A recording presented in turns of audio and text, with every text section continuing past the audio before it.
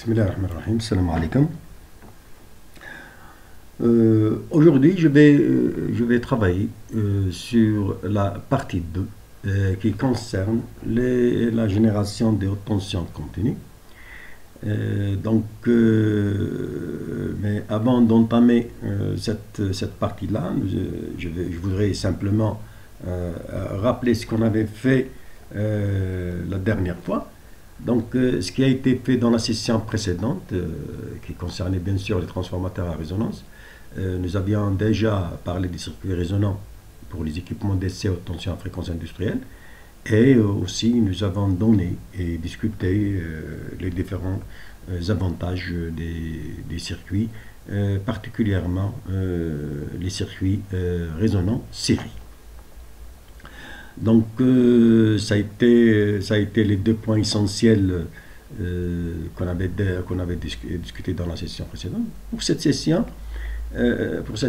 qui concerne donc la génération des hautes tensions continues, donc nous allons apprendre ces points, les points suivants. Donc, on va premièrement donner une introduction générale sur les générateurs à haute tension continue et discuter quelles sont les applications de ces générateurs-là. Aussi, il faudrait aussi, on va en parler de la génération de haute tension continue, comment les générer, quelles sont les caractéristiques de ces hautes tensions continues. En troisième lieu, donc, nous allons parler et discuter les doubleurs de tension, et enfin, on parlera des multiplicateurs de tension. Donc, ce sont là les points, les objectifs de cette session-là. Alors, les générateurs haute tension continue, donc ce sont des générateurs qui peuvent générer, bien sûr, comme leur nom indique, qui peuvent générer une haute tension continue.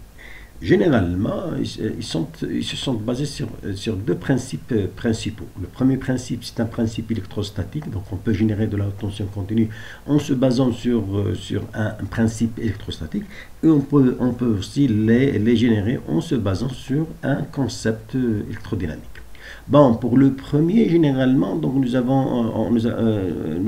nous sommes arrivés à générer jusqu'à présent, donc l'état des lieux, c'est de générer plusieurs mégavolts, mais avec si vous voulez, avec des tensions secondaires au maximum de l'ordre des milliampères. Donc le courant de sortie est relativement faible. Pour le concept, pour ceux qui sont basés sur le concept électrodynamique, donc de même, ils peuvent atteindre des tensions de l'ordre du mégavolts, mais avec des courants secondaires de quelques ampères. Quand même, quelques ampères, c'est très très important.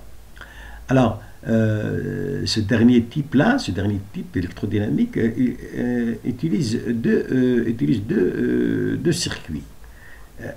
Le premier circuit, ce sont les machines tournantes à courant continu.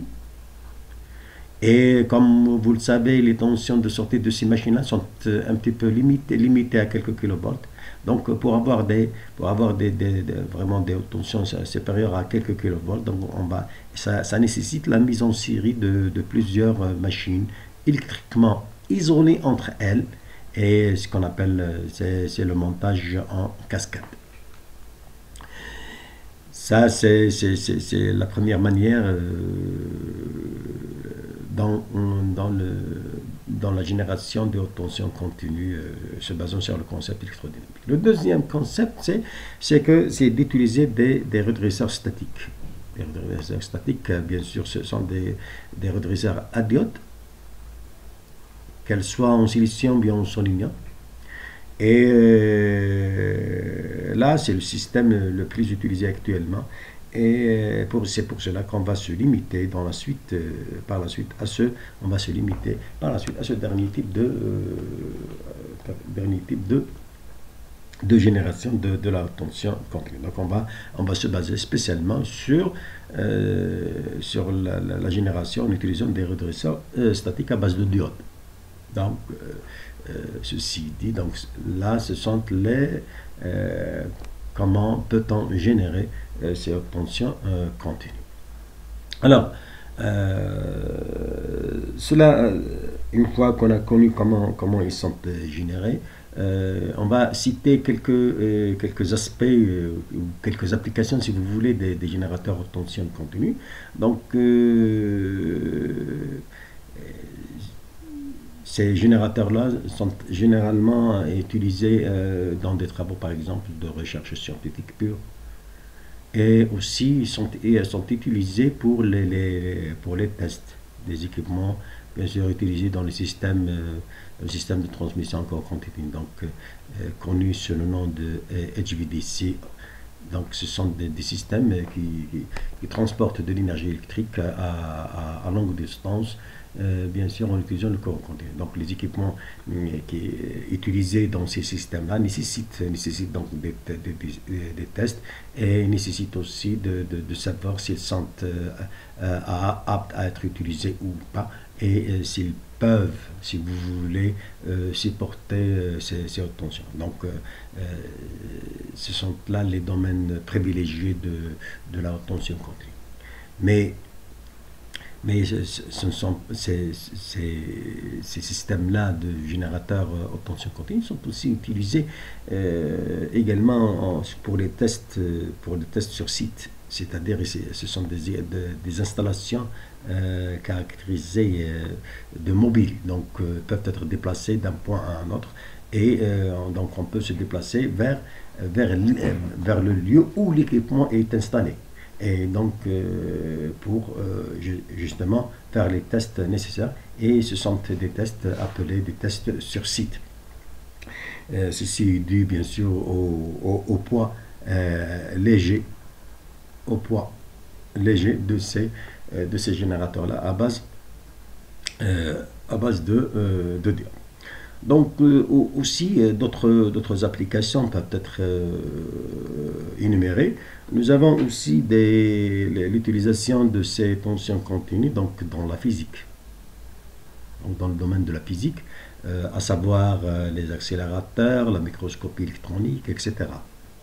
Ils peuvent aussi être utilisés dans les équipements à caractère médical, donc tels que les rayons X. Aussi, nous avons d'autres applications appelées applications industrielles, mais même je pense que tout ça c'est des applications industrielles. Ça c'est une simple classification de plusieurs applications. Donc pour les applications industrielles, donc on peut citer les précipitations, filtrage des gaz du Japon dans les centrales thermiques par exemple, bien sûr, et pour l'industrie du ciment. Donc il y a des gaz qui polluent l'atmosphère, donc on peut les utiliser pour le filtrage de ces gaz-là. On peut aussi utiliser de la haute tension pour la peinture électrostatique. On peut aussi l'utiliser pour le revêtement en poudre. Donc ce sont là plusieurs applications de ces tensions continues. Aussi, le domaine de l'électronique aussi est un domaine touché par ces générateurs-là. Donc, ils sont utilisés dans l'électronique de communication, à savoir la télévision, les stations radiodiffusion, ainsi de suite. Donc, ici, vous savez, le domaine d'utilisation de la haute tension continue est vraiment très, très large. On peut aussi les utiliser en physique nucléaire. Donc, ce sont là les quelques applications des générateurs haute tension continue. Il y a d'autres applications, bien sûr, comme les générateurs à plasma, par exemple, les générateurs à ozone. Donc, il y a pas mal d'applications où on a besoin de ces tensions élevées, donc le besoin en générateur haute tension continue. Peut être aussi utilisé à caractère militaire, donc tel que les tasers chez la police. Donc on peut on peut utiliser pas mal de générateurs pour les générateurs, bien sûr, à courant continu. Par conséquent, les exigences des formes de tension, de niveau de tension, donc vous avez premièrement la forme de la tension, donc la forme de la tension joue un rôle, le niveau de la tension, à quel niveau, c'est-à-dire quelle est la valeur de la tension et quelle est la valeur du courant nominal débité par ces générateurs, de la stabilité, qu'elle soit à court terme ou à long terme, pour chaque système de génération, bien sûr, HVDC. Donc, ils peuvent différer fortement les unes des autres. Donc, selon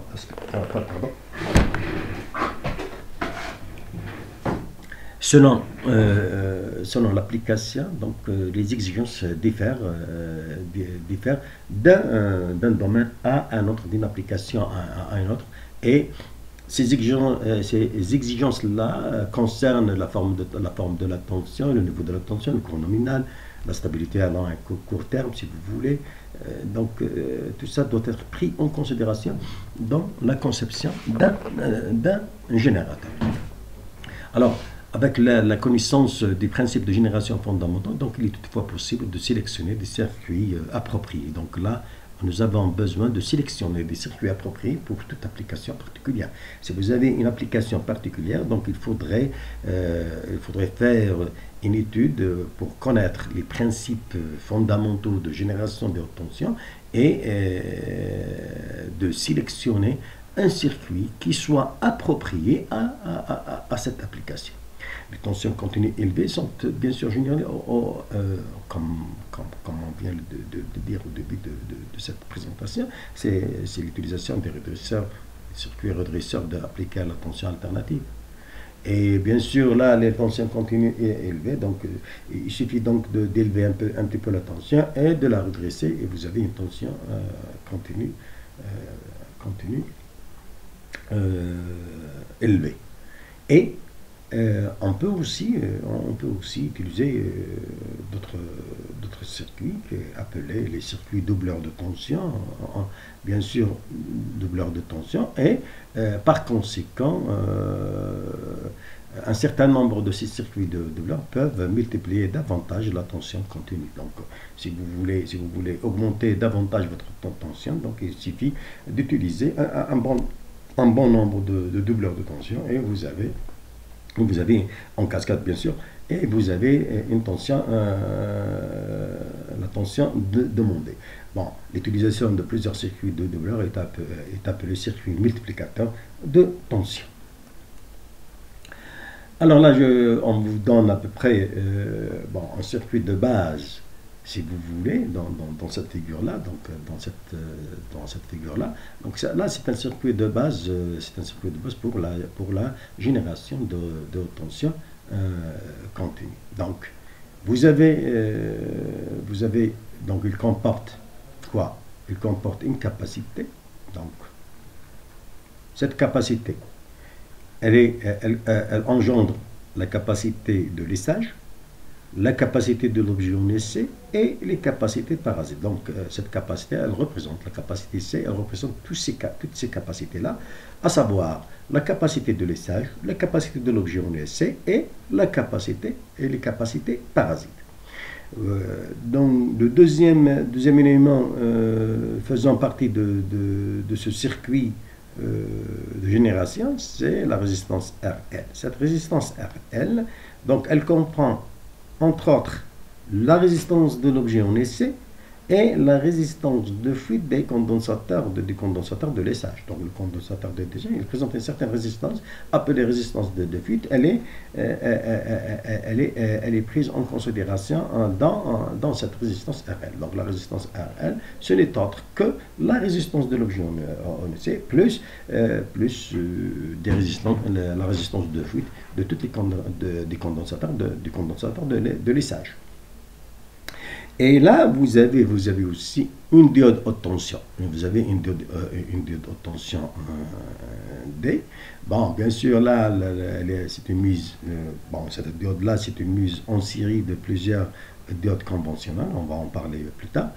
Et bien sûr, un élément primordial, c'est ce transformateur élévateur de tension. Donc c'est un transformateur élévateur de tension,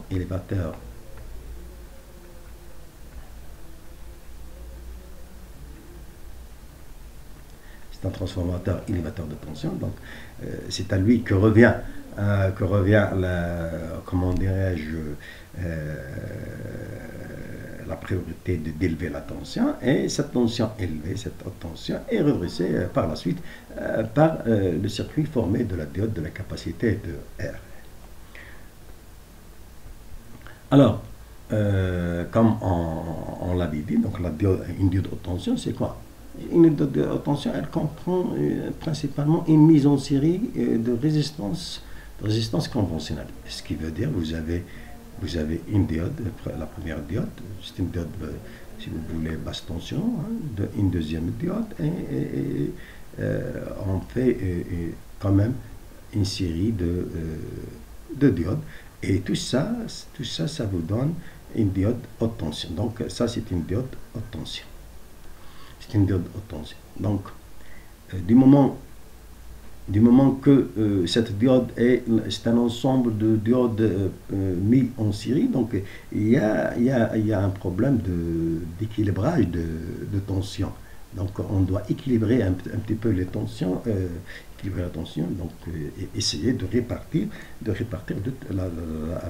tension totale appliquée à cette chaîne.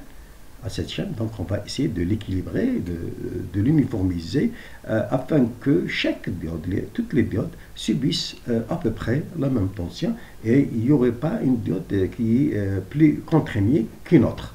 Donc bien sûr, ces chutes de tension-là, sont provoquées bien sûr par les capacités parasites contre la source et contre Terre.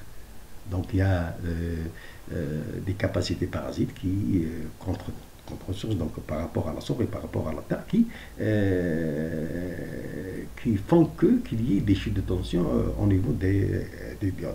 Et par la même occasion, donc présenter une répartition de tension non uniforme, et ce qui nécessite des équilibrages. Donc ces équilibrages-là, ils font que ces chutes de tension sont compensées, afin qu'on puisse, que chaque diode subisse la même tension. Donc ces équilibrages-là peuvent être réalisés en utilisant des capacités.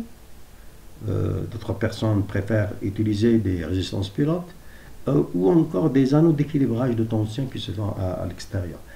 Donc généralement c'est ça comment dirais-je, la manière avec laquelle on essaie d'équilibrer, d'uniformiser un peu la tension, uniformiser un petit peu la tension ici, de telle manière que chaque diode présente la même tension à sa borne. Alors, en termes de tension, donc comment cette diode devient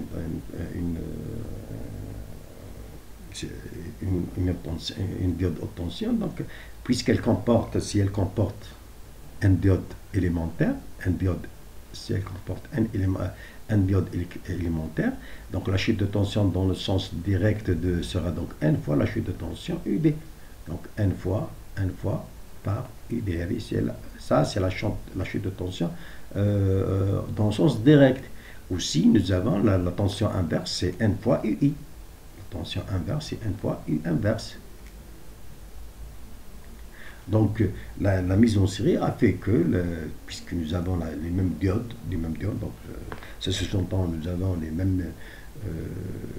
la même tension appliquée, qu'elle soit dans le sens direct ou bien dans le sens inverse, et à partir de là, donc nous avons n fois UI pour la tension inverse totale est égal à n fois UI, et pour la tension directe dans le sens direct, donc c'est n fois UD.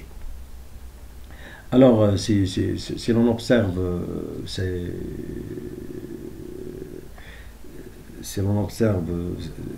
si vous voulez, ces formes dans l'oscilloscope, donc nous allons voir quelque chose comme ça. Donc là, ici, j'en ai simplement repris le montage, donc on l'a discuté. Et là, c'est ce que vous allez voir dans l'oscilloscope. Dans l'oscilloscope. Et là, vous avez votre montage de laboratoire. Donc ici, vous avez votre transformateur haute tension. Ici, vous avez, c'est une résistance. Ici, c'est une résistance. Là, ce sont les diodes. Donc une diode, deux diodes. Donc ça nécessite la mise en série de deux diodes haute tension. Mais à part les diodes qui sont en série à l'intérieur. Donc nous avons aussi ici, nous avons mis deux diodes en série, ce qui est valable aussi. Et vous avez ici les capacités. Et ici, c'est la résistance. Ça, c'est RR, ça, c'est la capacité, si vous voulez, de mesure. Bien sûr, on va l'utiliser pour la mesure. Alors, ces formes d'ondes-là, donc, nécessitent un petit peu quelques définitions. Donc, on va aborder quelques définitions concernant ces formes d'ondes-là. Donc, la première définition, c'est la définition de l'ondulation. C'est quoi l'ondulation? L'ondulation, c'est l'écart périodique par rapport à la valeur moyenne arithmétique UCM de la tension UC. Ce qui veut dire, si on revient un petit peu à la forme d'onde, donc c'est quoi l'ondulation? C'est ça. Donc c'est la variation, ça c'est une ondulation. Donc c'est la différence entre par rapport à la valeur moyenne, parce que la valeur moyenne elle est là. Si on prend par exemple là, ce qui est par exemple en bleu, à peu près la valeur moyenne elle est là. Donc c'est la variation par rapport à la valeur moyenne. Et cette valeur moyenne elle est définie comme étant, donc c'est l'écart périodique, donc il y a toujours un écart, ça c'est l'ondulation. Donc il y a une valeur moyenne. Cette valeur moyenne, c'est les autres, c'est les mêmes formules utilisées en basse tension que vous connaissez donc justement dans le traitement du signal ou bien dans la théorie de signal. Donc c'est 1 sur t, l'intégrale de 0 à t de ic dt dt. Donc ça c'est la valeur moyenne arithmétique de, bien sûr, la valeur moyenne, elle est généralement calculée sur une période. C'est pour ça que vous trouverez ici le 1 sur t là, et l'intégrale, il se fait sur une période. Donc vous avez besoin de toute une période pour justement avoir la valeur moyenne. Cela nous amène à définir ce que c'est la profondeur d'ondulation. La profondeur d'ondulation, elle est notée delta UC, comme vous pouvez le voir sur la figure. Donc delta UC c'est là, donc ça c'est le delta UC. Donc ce delta UC c'est une différence entre la valeur maximale de la tension, c'est-à-dire c'est cette valeur-là, donc la valeur de crête là, donc c'est cette valeur-là à laquelle on enlève la valeur minimale, parce que la valeur minimale elle s'arrête ici. Bon, tout ça c'est à peu près donc le delta UC est là, le delta UC c'est UC max moins UC min. Et d'ailleurs c'est ce qui est défini ici. Donc delta UC, voilà, delta UC c'est UC max moins UC min. Donc ok. Donc là, le delta UC, la profondeur, c'est la différence entre la valeur maximale et la valeur minimale d'un signal électrique. Tout signal électrique périodique, il possède une ondulation. Donc, s'il possède une ondulation, il possède une profondeur d'ondulation. Si vous prenez par exemple l'exemple, pour un peu faciliter la compréhension, pour vous faciliter la tâche, donc si nous avons cette courbe-là, donc pour un signal sinusoïdal, c'est ce que généralement vous connaissez bien. Donc l'ondulation c'est quoi? L'ondulation c'est la valeur, c'est l'écart périodique entre par rapport à la valeur moyenne. La valeur moyenne pour un signal sinusoïdal, c'est bien sûr 0. Ça c'est le zéro, c'est la valeur moyenne de ce signal. Et la profondeur d'ondulation, donc c'est la valeur maximale, auquel on enlève la valeur minimale. Donc la profondeur d'ondulation, c'est ce qui est connu comme étant VPP, la valeur crête à crête ou bien pic to pic. Donc la valeur crête à crête, c'est la profondeur d'ondulation. Ceci nous amène